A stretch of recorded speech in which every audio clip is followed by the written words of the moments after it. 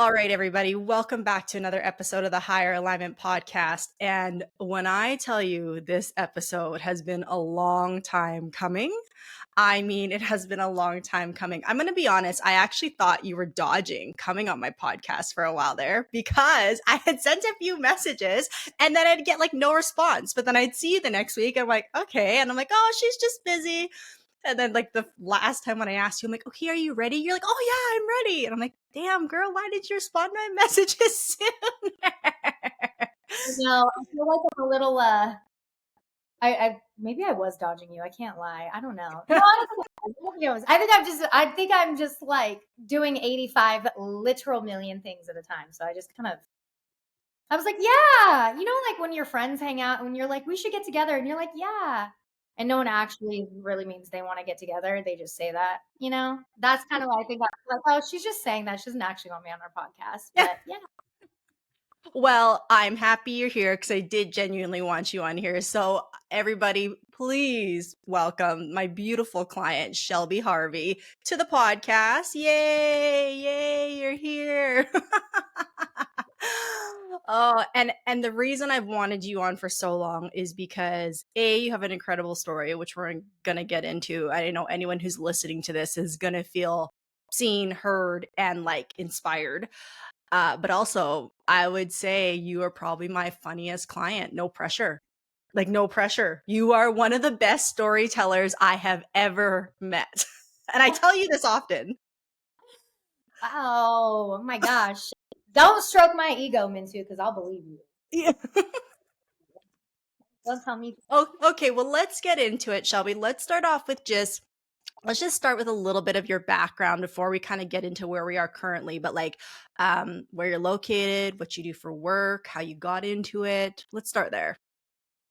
I own a creative agency called By the Creatives. We are a creative agency based here in Los Angeles that primarily focuses on branding, high quality content production, and creative direction. So I work closely with small businesses to help build them kind of a brand persona, build them a brand identity, language, and just how they're perceived from a digital perspective.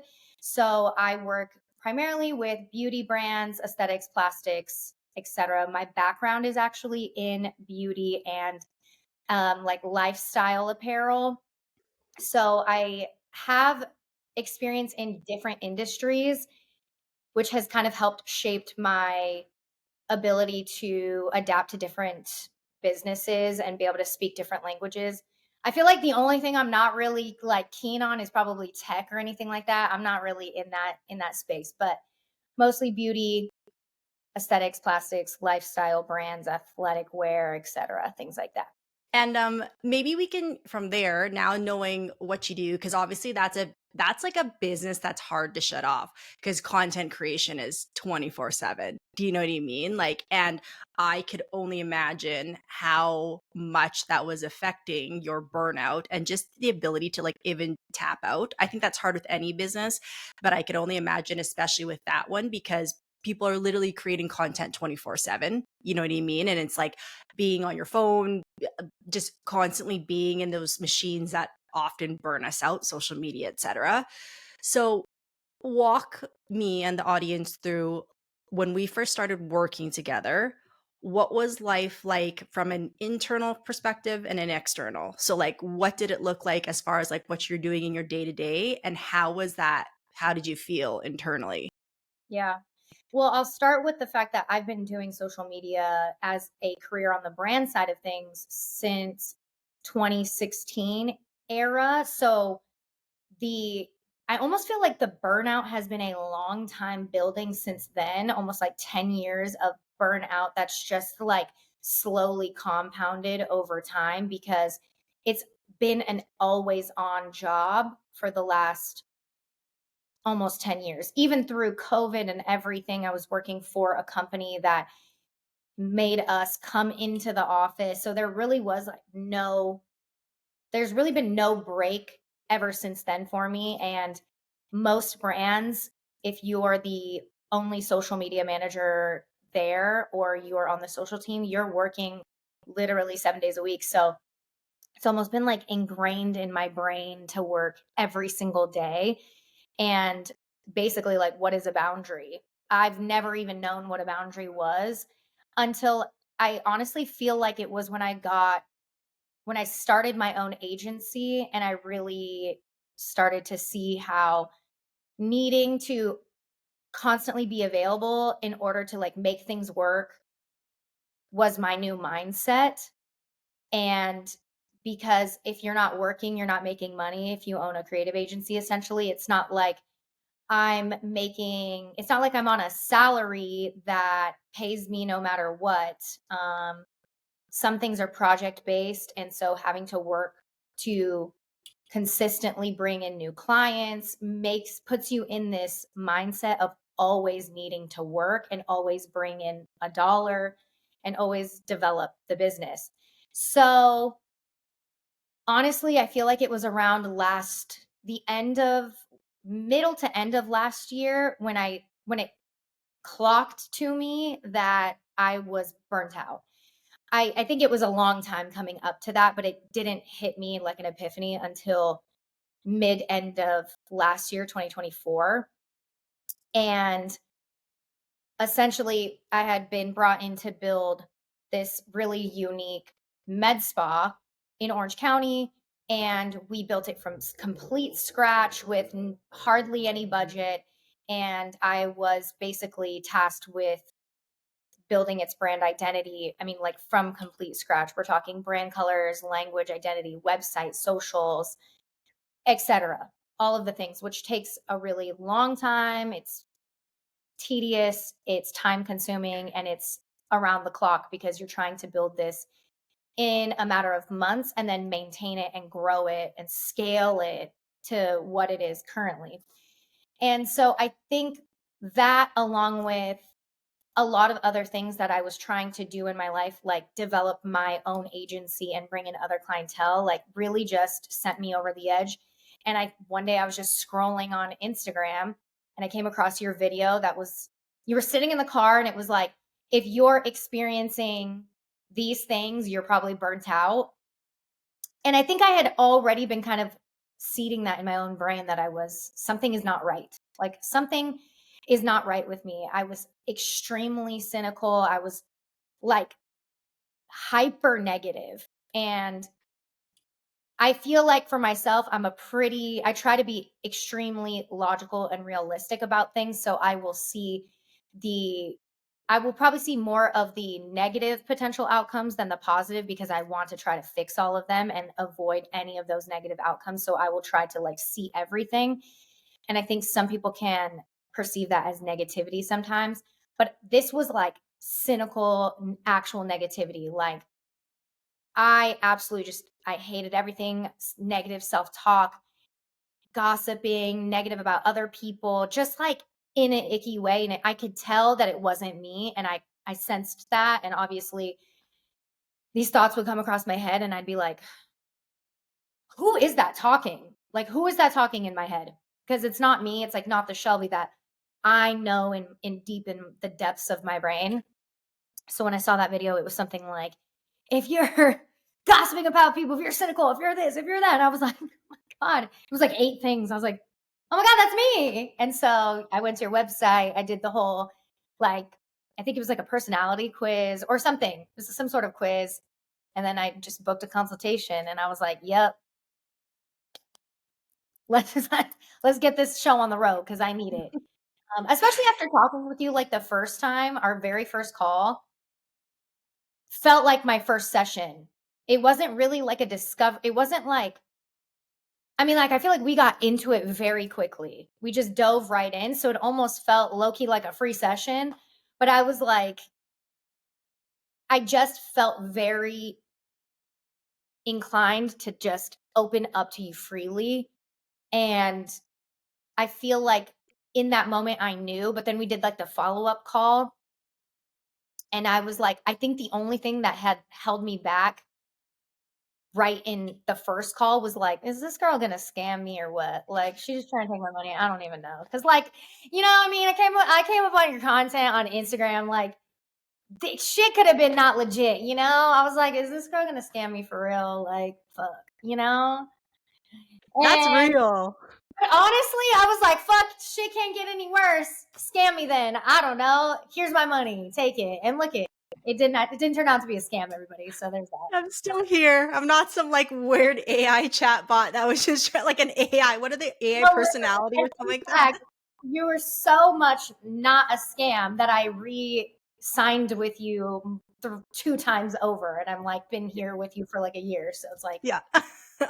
clearly he's doing something great. So Okay, well, I'm so glad that you highlighted that specific part about feeling cynical though, because it's 9 times out of 10, every single person I sit down and talk with is going through the same thing.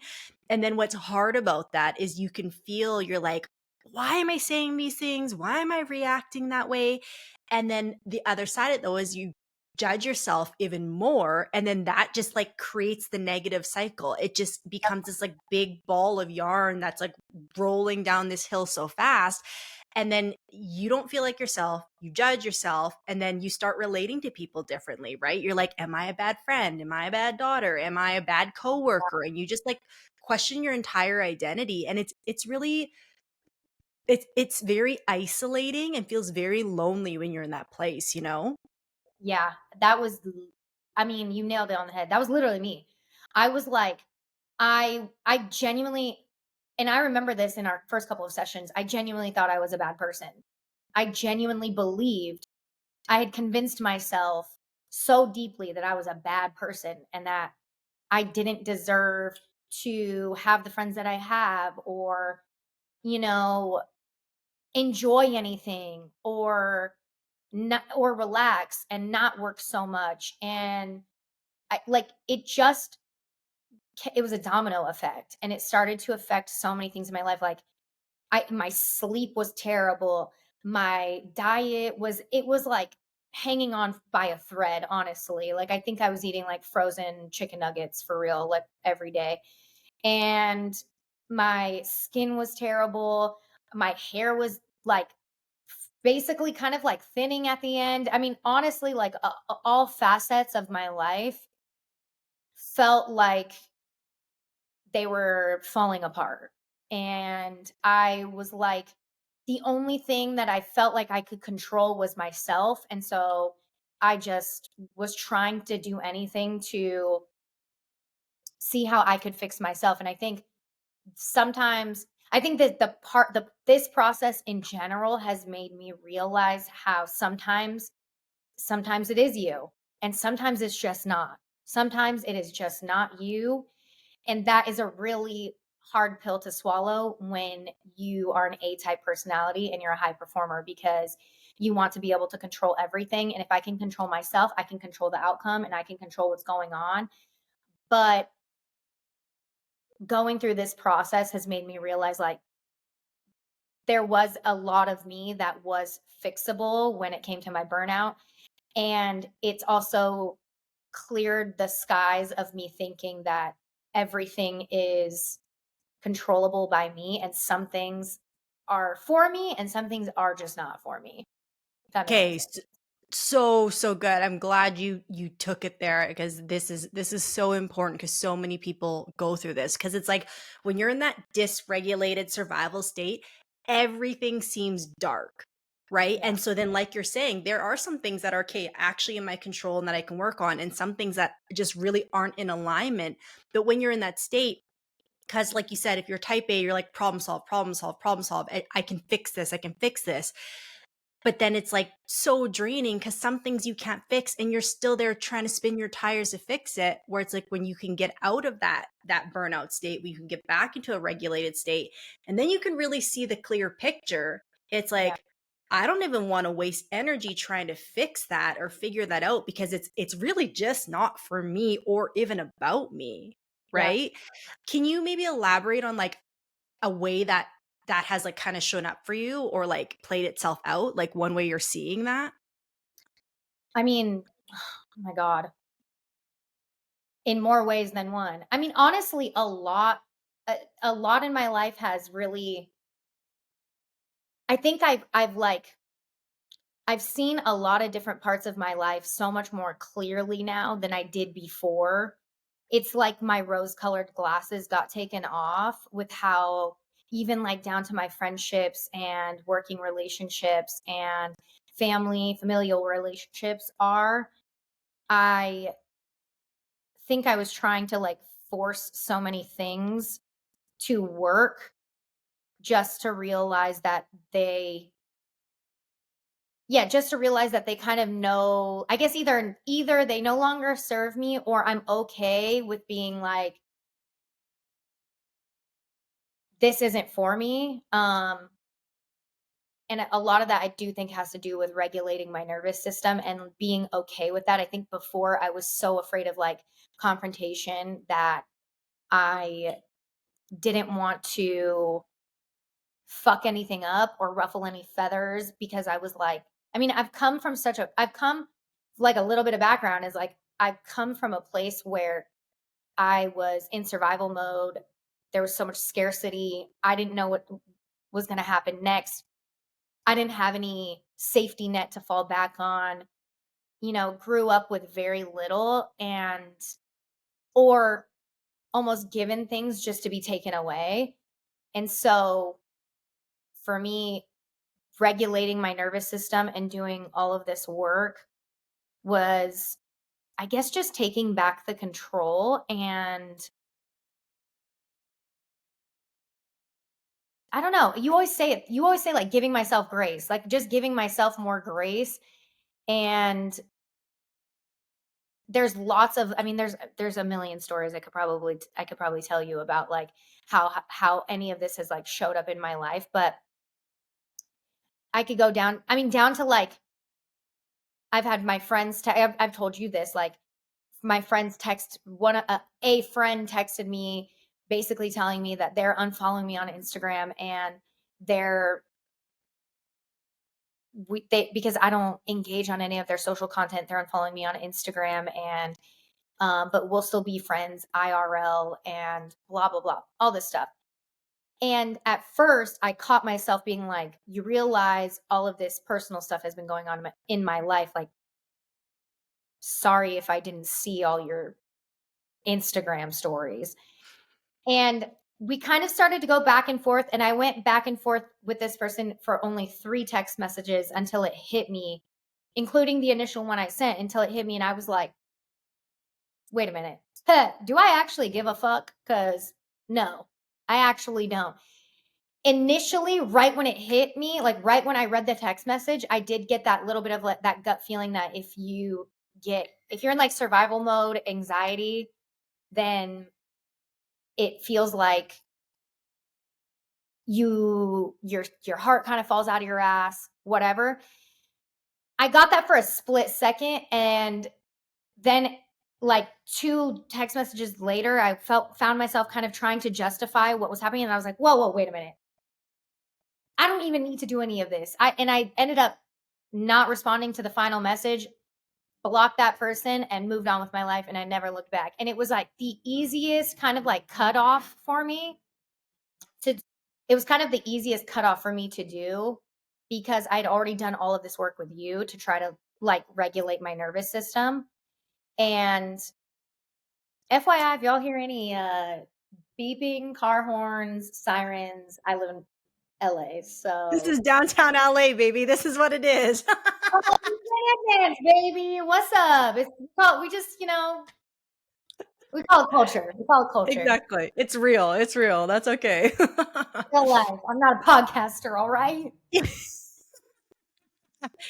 Okay, but I'm what I'm taking from what you're saying is it was just so freeing, right? To like be like, "Oh, I don't need to give this any more energy." Like cut it, done, and like think about in the past how much energy you would have wasted trying to justify or trying to prove something to this person, where instead now that you like again are in this regulated state, you can be like, "Actually, this just like is not for me and I'm just like going to cut it here," you know? Yeah. I mean, honestly, like I used to be so afraid of like I think I just was so afraid of what people would think about me.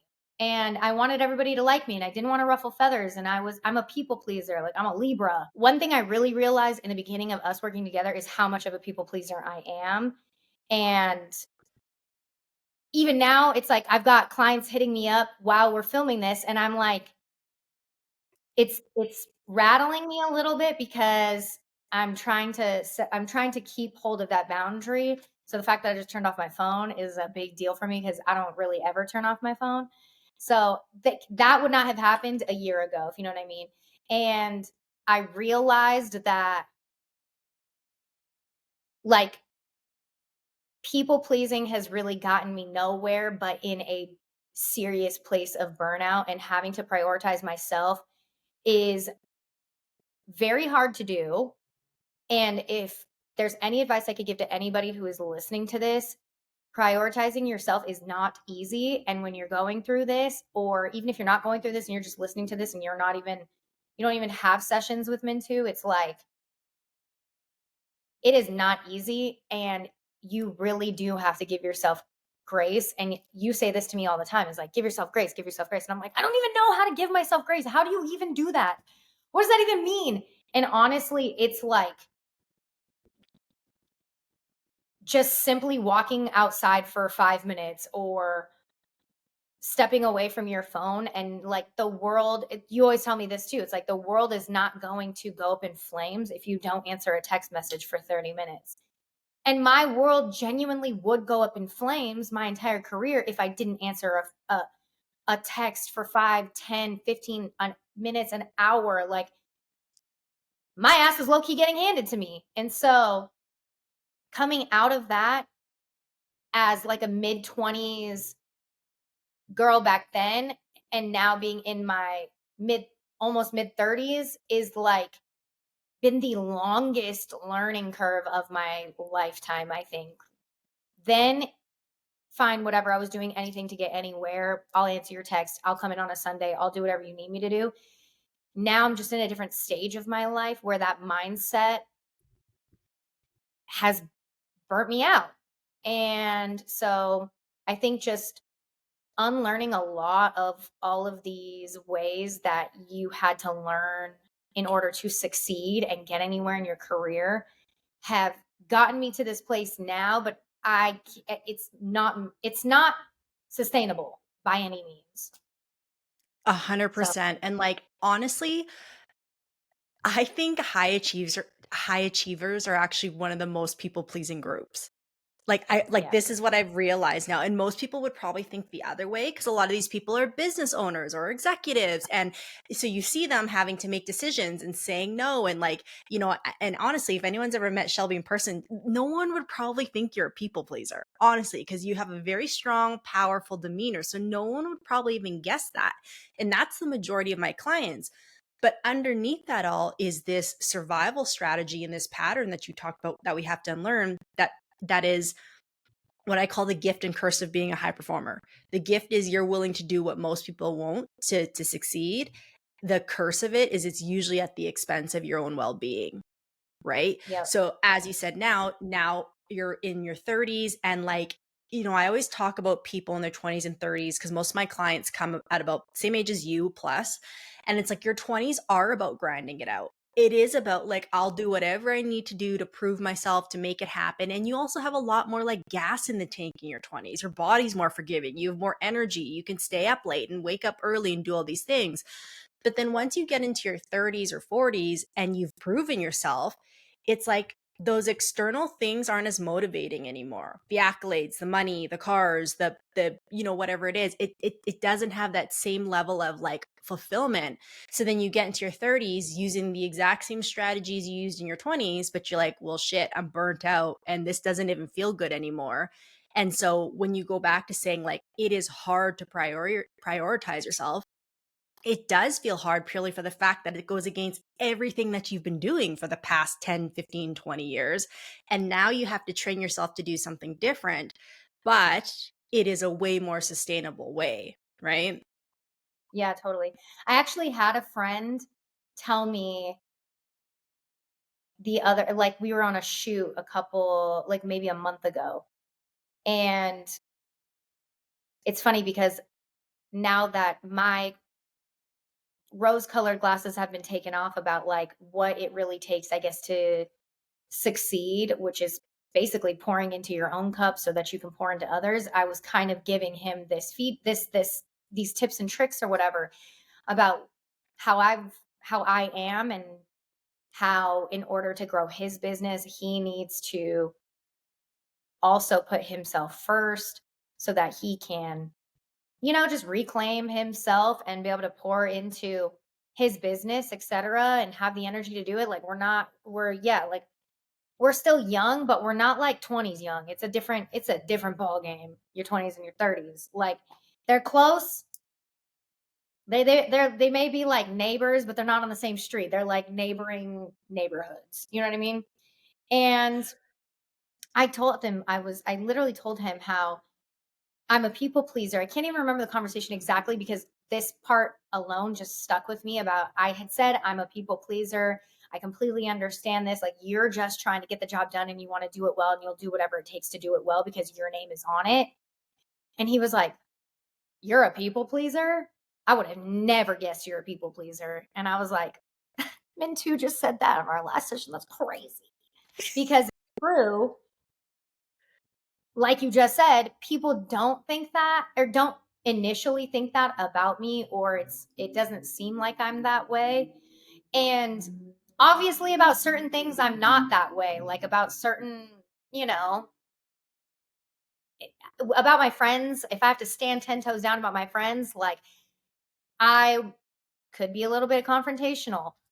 But when it comes to me, I'm much more meek and less confrontational, and I'm like, "Yes, got it. You done. I'll do it right now." Blah blah blah blah blah. Just because I kind of was raised that way, at home, but also in my career. So Well, and that's what we were all taught as like a survival strategy. You know what I mean? Again, just like do sacrifice yourself to make it happen. Sacrifice yourself to make it happen. And like and for anyone listening, that doesn't mean like sacrifice might sound a little dramatic, but I mean like I won't sleep, I won't eat, I won't take a break, I won't, you know what I mean? Like that's how you're sacrificing your well-being for, to please everybody else or to make the job happen or to get it done based on their timeline yeah, versus like again being able to set boundaries is just not something we're taught. You know what I mean? Like we and our society doesn't really support it either. Our society, especially in North America, is built on do what you need to do to make it happen, right? And I can go on a tangent on why I think it's structured that way. I think we're easier to control when we're not in our power and we're dysregulated. But again, it's not sustainable, you know. So I wanted to ask you, and maybe you've kind of said it already, but like, what would have been your biggest aha moment from this journey? Like, what is the one thing that like you're like, wow, that like really hit when it clicked for you and it really just like completely shifted the way you look at things or just anything? yeah. Honestly, like I don't know if your other clients experience this, but even while you were talking about that, I was literally thinking how it's so funny because when we first started doing this, I was like, I'm going to be the best student. Like, I'm going to maximize my time here, like with higher alignment and blah, blah, like whatever. Right. And I started here and I kind of went all the way over here where I went to the other side of the extreme where I was like completely burnt out, not doing anything. And then I was like full boundaries. You know, no one can, like, I want to be completely level headed and I'm going to have extreme boundaries and I'm not going to let anybody in. And I kind of went just all the way to the other side of the spectrum. And then as we went on and I was explaining to you, like, I'm trying to keep these boundaries strong, you would be like, it's okay to like waver sometimes. And essentially, if I have to work till 10 p.m. at night, like, it's okay to do that, to have to get things done. You have deadlines you have to meet, you have whatever that you have to do. So it's okay to be able to do those things and not feel like you're giving up on your journey doing this and coming out of the burnout. And that set a tone for a few different areas in my life in the way that I thought about things, because I was like, in order for me to be successful in this, I have to wake up at this time. I have to do this. I have to do this, and I need to be done by 6 p.m. Otherwise, I'm not following like the program, and I'm not giving myself a break, and blah blah blah. So I would be like, if someone had given me direction for something to be one way, and I've always been like this, it's that way. It was kind of hard for me to understand that there was flexibility in that. And so the same thing, that same concept came down to how I wanted to be in my mind. I wanted to, before I felt like I would fly off the handle at anything. And I would just fly off the handle, and everybody knew me as like, whoa, Shelby's got like a hairline trigger. Don't like she'll oh, don't do that because Shelby doesn't like that. And it would be that kind of sentiment around me freaking out about something. And I didn't like that sentiment about me. I wanted it to be all the way on the other side, like she's so chill, blah, blah, blah. And so I remember always telling you, like, I just don't want to fly off the handle. I just don't want to fly off the handle. It's too much. I'm too much. I just want to be, there's people in my life who like, they just seem like they're coasting like this. They're all the time. They're just like this. They're not, I'm always up and down and all over the place and blah, blah, blah, blah, blah. And I wanted to be like that for so long. And then it really took until honestly, I feel like just barely a couple months ago where I had this epiphany. And I think we were doing weekly sessions. And I had the epiphany that, like, actually, it's performative for me to act this way. It's performative of me to be chill because I'm just not a like tranquil chill person. Like what makes me good at my job is my passion to feel things really high and have low lows and high highs and feel all different things around the spectrum. Like that is what makes me good and really passionate. And that is what keeps my soul burning and like my ability to story tell and really like bleed into the brands that I build and honestly like give my everything to those, because with every brand that I build, there's like a piece of Shelby embedded in the DNA of the brand. And I can't do that and be who I am at the core and also be as great at my job as I want to be without that passion and being able to honestly fly off the handle and get really excited and get really angry and feel all these different emotions, because that's what creates personality and energy. And me being like coasting through life like this is not who I really am. And so now I kind of got to this point where I get to choose a little bit, and I've been able to control a lot more when I guess in this case fly off the handle, or when I get more angrier about something or more excited about something, or and it's not like a ding, I'm going to be excited about this now. Excitement, like ping excitement. Yay, I'm excited. It's really just more controlled in the sense of this situation allots for a different type of reaction. And now I have the tools in my toolbox to be able to handle this situation accordingly. It was like I was handling situations maybe not the way that they needed to be handled at the time. Something that was so minor and small, I would maybe fly off the handle. And now I can accept it and digest it and give it the energy that it requires without it being too much or too little. And I get to decide that, which is kind of crazy because I just wasn't like that. I've never been like that. I've always been in this like survival mode of like, I'm like either a shaking chihuahua or like a really angry monster or like a really loud, crazy, excited like mongrel. But now I feel that I get to, yeah, I guess I just get to kind of choose a little bit more and have more control over what I'm feeling and when I'm feeling it. And I'm okay with that. Like I think the main Mm. point is that I'm okay with that. because before I was like, I'm too much, I'm too much, I'm too much. And it really took me, honestly, like almost a year of me working with you to realize that the too much piece, first of all, who's telling me that I'm too much? And does that person pay my bills? No.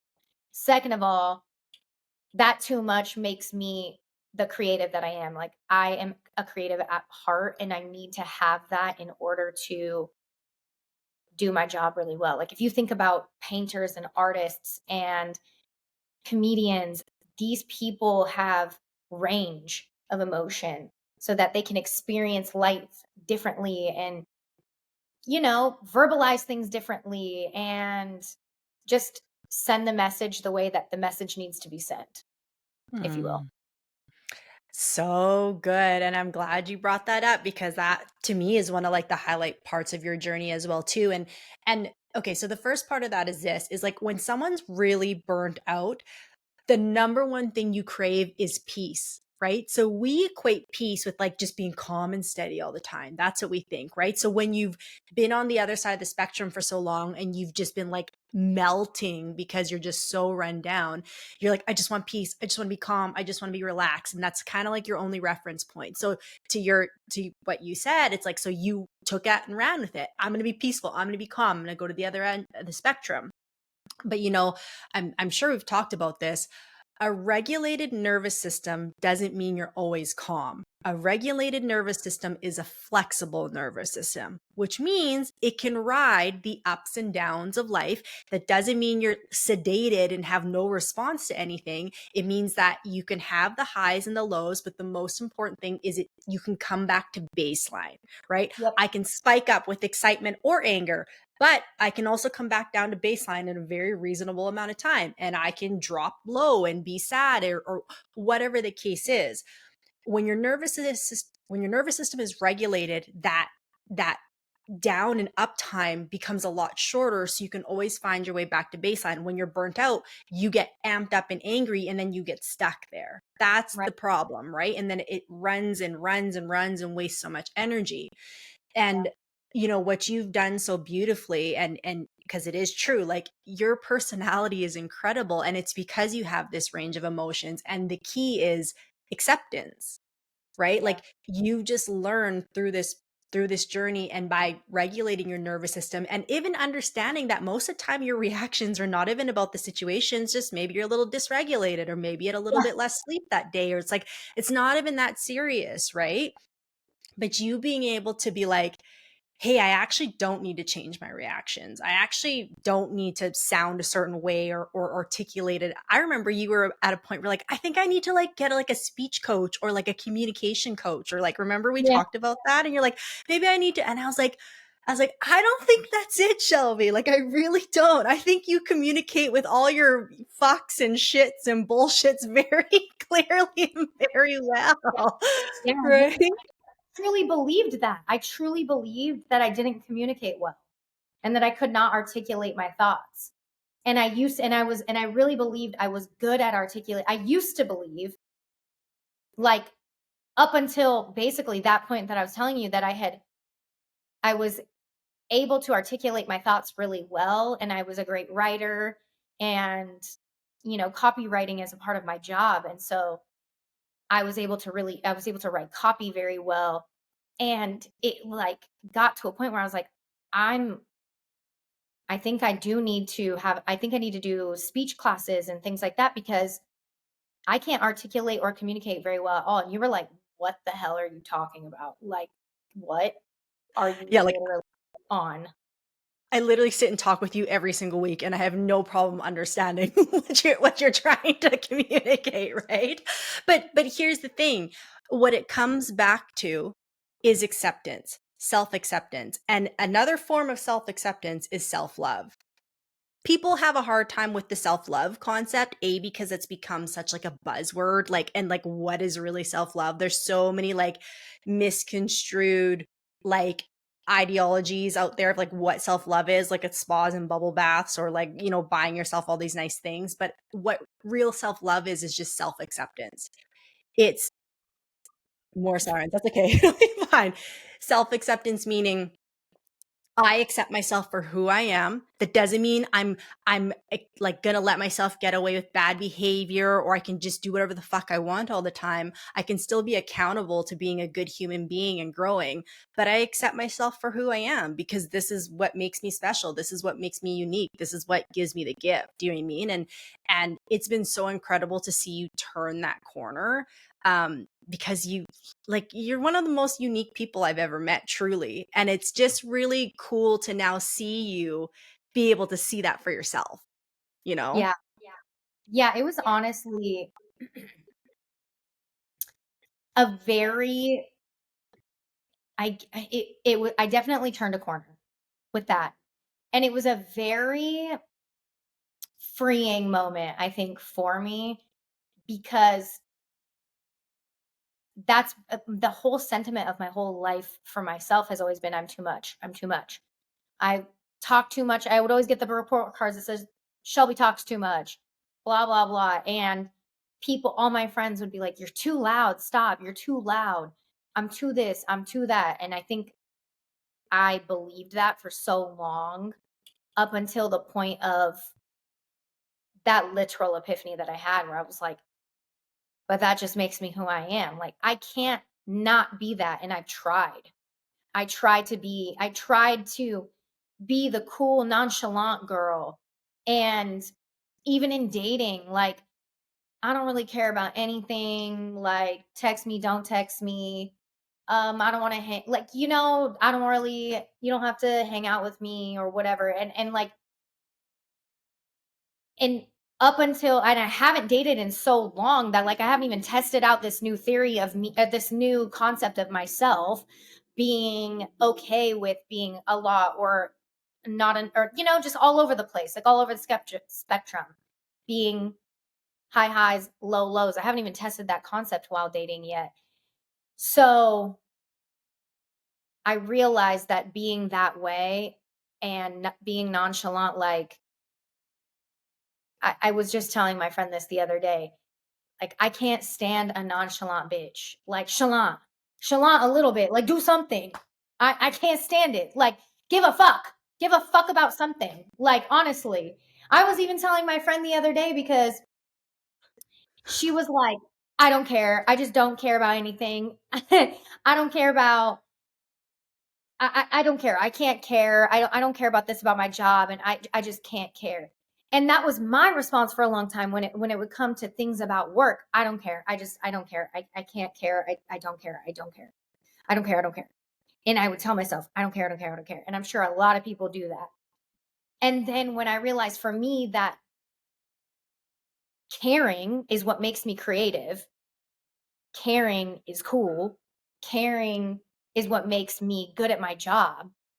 I was like, "No, you know what? I do give a fuck." And that's why I run my mouth about this and I'm going to say what needs to be said and you can hate me all you want, but I'm telling you what is the reality of the matter is XYZ with your business, with the brand, with your relationship or my relationship or anything with it doesn't even matter. It's not about like everybody else.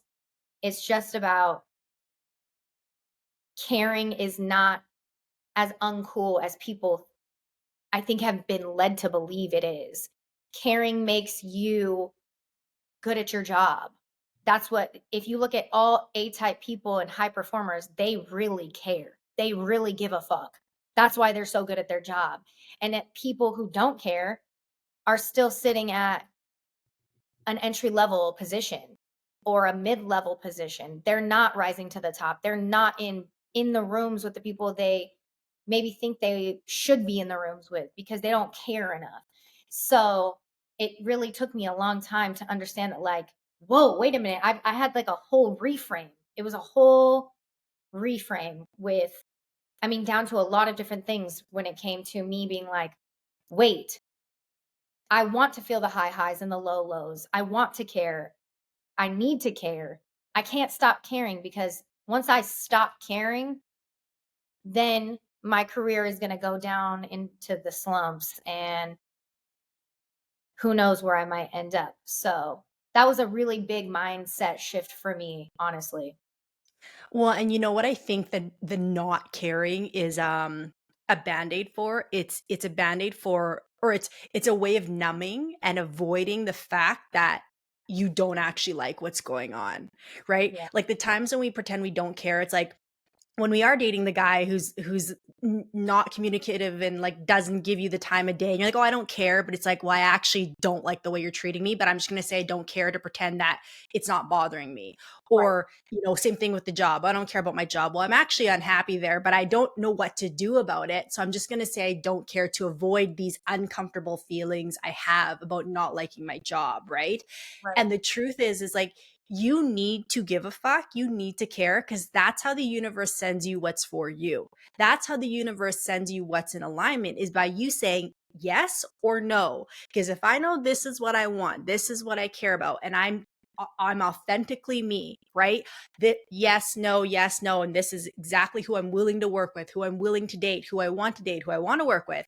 The universe now has clear direction on what to send you, right? Where if you're like, I don't care, it's a bunch of vagueness, and it's like hiring for a role, right? It's like if you're hiring for an assistant or a videographer or an executive or whatever, you better know exactly what you want out of that person. So when you sit down in that interview, you can tell very clearly, oh no, this person is not a fit, or this person is. If you go like, oh yeah, sure, just come try it out, well, chances are you're going to invest a lot of time, a lot of energy and money just to have it split or break or have to fire the person, Yeah. right? So I think people are scared to care because, again, they haven't spent enough time with themselves, or they don't know what they actually want or what makes them happy, or they're so disconnected or burnt out that they don't even know how to answer that question. So then Yeah. the easier approach is I don't care, But I'm so glad you brought that up, because it's again kind of like a numbing period that so many people go through. Yeah. Okay, Caring is last, vulnerable. say that again. I was saying that caring is vulnerable. You know what I mean? Mhm. Like, people are afraid to be vulnerable. And I think when I came to terms with the way that I am, and I'm okay with that, I'm okay with being vulnerable, because vulnerability makes me a human, one, but it makes me good at my job because I can feel things differently than other people can. And I think in society tells you that vulnerability is bad and you have to be a hustler and you have to like have a hard shell and you have to have a lot of grit and a lot of tenacity. And do. You do have to have a lot of grit and you do have to have a lot of tenacity and resilience. But that does take a different level of vulnerability and care and self-awareness and regulation to get you there. Otherwise, you're just stuck in survival mode. And survival mode can get you places, it can, but it's just not sustainable. And then you end up like Mm-mm. scrolling through Instagram, finding a TikTok like or an Instagram reel like, I'm cynical. I have this self-hate. That's me. Well, and one last thing to that vulnerability piece, it's like, again, though, when you get to a place where you can be vulnerable, that's how you find your people. That's how you find your gift. Like, if I wasn't vulnerable, I'd have no clients. Yeah. Honestly, like who would relate to me if I didn't tell people about my terrible sleep and my dating issues and how I used to throw up from stress and like all these things. If I didn't share my open, honest story with people, I'd have no business. Do you know what I Yeah. mean? And so it's when you can tap into that, it literally, it just shifts so much in your physical world, and that's where you really figure out, again, who and what is for you. So okay, last question here. Now that you are on the other side of this arc, we're still working together, but you've been through this for a while. Tell me the biggest difference in your internal and external world now versus from before. Like, what's changed? What's life like now for Shelby? Oh my gosh. Life is completely different now. I mean, I honestly I can't even remember really how I felt internally then because I think so much has changed since then. But then I just had no I thought I had a routine and I didn't. I was waking up at whatever time, no alarm, circadian rhythm was absolutely fucked. Wake up whenever, make a coffee, go straight to my desk. turn on computer and work for 10 to 12 hours until I felt like the work was done for that day. And, or I would work till 10, 11, 12, 1 a.m., 2 a.m. sometimes. And I was like, no, I have to get this done. No, I have to get this done. And just that routine alone, like my physical day to day routine is completely different to where my whole day is essentially centered around my sleep schedule. Like I have really prioritized my circadian rhythm. I'm dead serious. And I feel like people are going to listen to this and be like, ugh, this cookie bitch, what is she talking about? But I'm like, I really, besides like the scientific, data that backs sleep being really good for you, I genuinely have seen an improvement when I sleep well. I can get through the day just a lot better than before. And even on days when I don't need to be technically up early in the morning, my alarm still goes off at the same time and I still get up, and I like my phone. I don't have like, I'm not shackled to my phone anymore. That's another big piece of my life, my physical lifestyle that has changed. Internally, mentally, I think I just have, not even I think, mentally, internally, I have more tools in my mental toolbox of how to re-regulate after a conflict or before a conflict or something that maybe rattled me that wasn't a conflict at all. I just, for some reason, was a little bit rattled by that. I can come back to my baseline a lot quicker. Before, I feel like I would get upset about something and I would be upset, or I would think about it and ruminate on it for so long. I mean, days and weeks and like maybe even months about certain things. And now I'm up quick and I'm back down as quick as I flew up. I think the longest that I ruminated on something since learning what I can do with you is 24 hours, which is a really big deal for me because that does not happen. And I think that's just from learning different styles that work for me specifically. I think everybody will have their own things that work for them. Different breathing techniques work for me. Different visualizations work for me. And honestly, like really having that routine, I really, really rely on routine. And I think probably most high performer A type people do. And you really want to perfect that routine. And I try to not stronghold it and allow it to be a little bit flexible. But most generally when I'm traveling, when something, my mom was in the hospital recently, and like even then I was really trying to hold on to any part of that routine that I could that made me feel some sort of regulation. Because I mean, as a single woman, just with virtually zero help with anything, life is sometimes a lot. So having that sense of regulation and that sense of like, okay, I need to like no more phone after 11 p.m., no more screens after 11 p.m. I need to just drop it. It was almost like a sense of grounding and being able to like look forward to something that I knew was stable. Yeah, and if I can add one more thing, that I've noticed is such a shift in you too. It's like you n- like from when we first started to now, your ability to like see things like you kind of pointed out at the beginning, see things for what they actually are and not get wrapped up in a story anymore. Like I've just seen how freeing that's been for you. You know what I mean? Where it's like a person or an interaction before it kind of would have been like this whole story would get kind of caught up.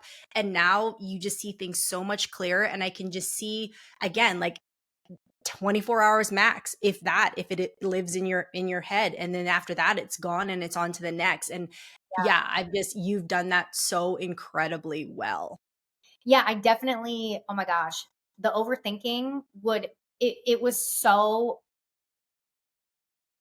I don't even have the words for it. I'm thinking about it right now, literally as we're talking about this. You could probably see it in my eyes, just like blanking, because I remember just being such an overthinker. Like I would go into serious depths of thinking about a situation way further than it needed to be thought about. And I would take it as far as it could possibly go into like the end of eternity. And now that you mention that, honestly, I don't think I've done that in a really long time. Like I can't actually think about a time recently at all. I'm gonna go as far as in the last like 6 months where I've actually overthought something to where it actually just made me shut down and I couldn't function. And I've really just learned to let stuff go. I've just really learned to let stuff go and be okay with it, and that things are not going to go up in flames. I think that's like one of the biggest things you would say to me is like, things, the phone is not going to blow up if you don't answer it. The business is not going to catch on fire if you don't get to that email right away. And we've learned together different tools to like, you've really met me where I'm at when it comes to like, yeah, but I have to answer this email because I've got deadlines and da da da. And you're like, okay, so meet the deadline. And I was like, oh, you mean I can just meet the deadline and still come back to the routine afterwards? That's crazy thought. Like, oh, that's crazy talk. What are you talking about over there? But even down to like, allotting even on like vacation. Okay, you can't take vacation and not answer your emails the entire time. A lot of time in the morning of your vacation from 8 to 9 a.m. you'll be available for emails. That's it. After that, you're done. You'll see them the next day. Like that was, I can't tell you how actually mind-blowing that was for me, because my brain was just like, you're either all the way on or you're all the way off. And there was not really an in between to be able to be off with a sliver of on and still function. Like that just never, you just, I had so many tabs open in my mind all the time that there was never enough capacity or space to be able to think about very strategical, logical things like that. And The flexibility. the flexibility, like it's just interesting how sometimes your brain, I mean, my brain, I just wired my brain to be one way for so long that I wasn't able to color outside of the lines for a second and see what else I could draw or how large the page actually was to be able to color, you know? Mhm. Um, and that was a big deal for me actually.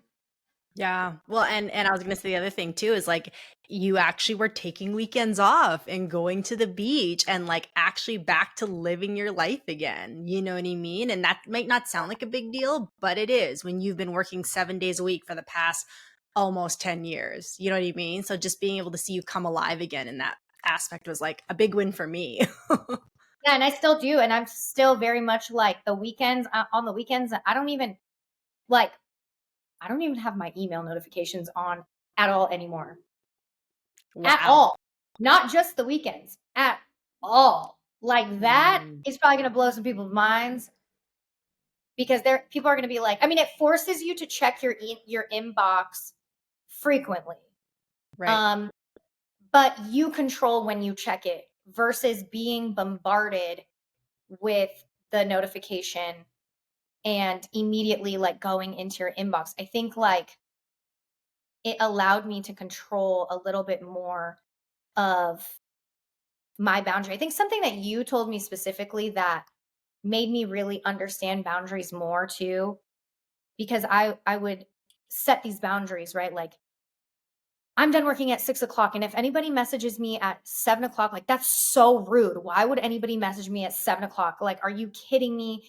And now I have to answer and blah, blah, blah, blah, blah. And you reframed my whole mindset about boundaries being essentially not what everybody I think thinks they are currently, which is you expect people to follow your boundary, and your boundary is set for you to follow it, not the other way around. So if somebody is messaging me at 7 p.m. at night, It's my job to follow my own boundary and not reply. And I will reply in the morning. And that was such an epiphany for me. And maybe some people are listening to this being like, duh, dummy. Like, that so difficult to understand? Yes, it was difficult for me to understand because I didn't grasp that concept. I genuinely did not, again, I didn't have the capacity to think that way when I was burnt out. And so I would get so worked up about people breaking my boundary and this and that, that it caused even more severe burnout. And now I'm even guiding people in like, you got to follow your own boundary. You can't text them back. Like if you text them back, that's you're opening up the floodgates, and that's your fault. And that was hard for me. Like, what do you mean I'm not perfect? That was my fault for responding. Like, I'm Well, perfect. There's no way. Just kidding. but that goes back to the people pleasing thing you talked about Yeah. though, right? Like the reason we give in and we respond to the email after 7 or we send the text back is because we're people pleasing, right? Yeah. But we know that's not sustainable. It's going to burn you out. And again, like majority of people do see boundaries the way you're referring to. I did too for the longest time. Like it's about them. They can't cross a boundary. It's like that's actually very disempowering because you never have control over what someone else can do. Or when you make the boundary, I'm not going to respond to any emails past 7. You can send 50 if you want. You're not getting a response out of me. Now you take the power back, right? So it's an energy saver, it's a time saver, and it's honestly really, really empowering, you know? So Shelby, this was so good.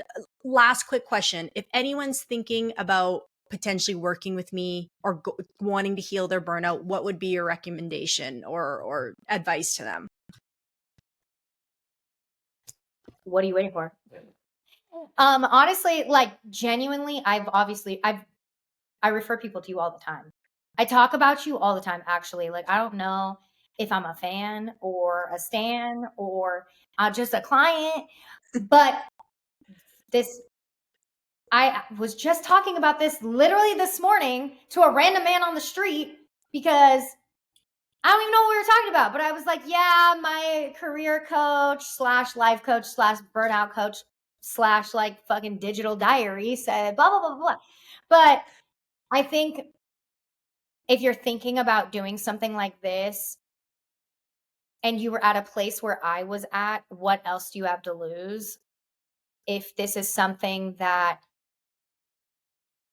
is in your budget and you can make time for, definitely, I can't recommend it enough. Honestly, what I will say though is if you're not willing to do the work, prioritize this and really give your entire being to it and really be open and share the deepest depths of your soul, your darkest secrets, your real gritty thoughts about who you think you are or what's going on in order to get past that and really be honest with yourself. This is not going to work for you.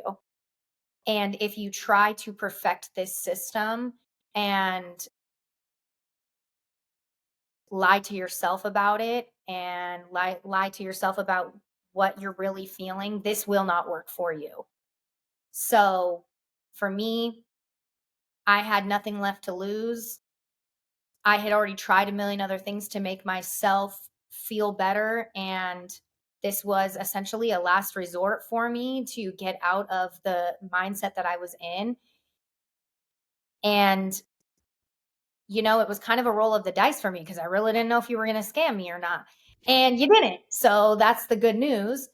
But I think if my advice for anybody would be don't do it if you can't commit to it and can't be over 100% honest with yourself and in this series. And if you are in it, I've referred plenty of people who have actually signed up with you and they love it. I hear great feedback. And I think anybody who wants to do it, who's been thinking about it, definitely do it. I got nothing, Amazing. I got nothing but good things to say, sister.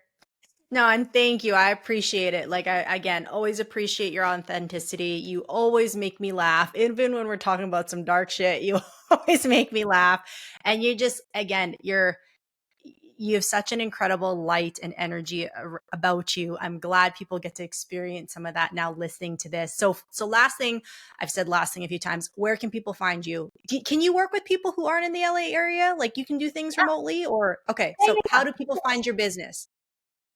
Okay, well, you can find me on Instagram. My handle is at Shelby Harvey, ShelbyHarvey. Maybe you'll put it on the screen somewhere, Mintu. Yeah, I'll put it in the show notes. And my website is bythecreatives.co, not.com. You can find me there as well. You can check out my work and DM me, ask me questions. If you guys really want to know some like nitty gritty details about my journey personally, you can ask your questions, hit me up, and I'm happy to chat about it.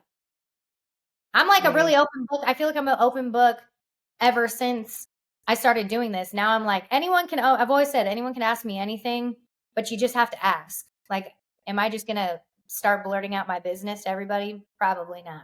But if you ask, why not? Thank you so much, Shelby. And everyone will catch you in another episode of the Higher Alignment Podcast.